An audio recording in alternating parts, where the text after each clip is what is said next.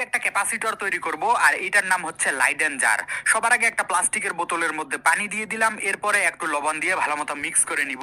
এরপরে দেখতে পাচ্ছেন বোতলের ছিপিটার মধ্যে একটা সাইকেলের স্পোক লাগাই দিছি। এখানে আপনারা লোহার পেরেক দিতে পারেন।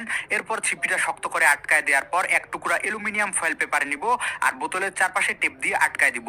তো আমাদের লাইডেন জার তৈরি। এইটাকে আপনারা হাই ভোল্টেজ দিয়েও চার্জ করতে পারেন, তবে আমি স্থির বিদ্যুৎ দিয়ে চার্জ করব। তো আমার জার্সির সাথে একটা প্লাস্টিকের স্কেল ঘষতেছি। স্কেলের মধ্যে তৈরি হচ্ছে নেগেটিভ চার্জ। এরপর স্পকটার কাছাকাছি নিয়ে আসলেই চার্জটা চলে যাবে বোতলের ভিতরে থাকা পানিটার মধ্যে।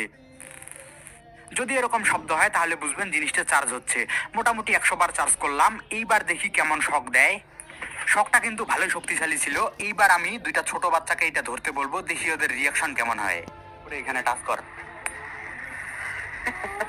আর একটা আঙ্গুল দিয়ে এখানে টাচ কর, এখানে ইয়াটার মধ্যে টাচ কর।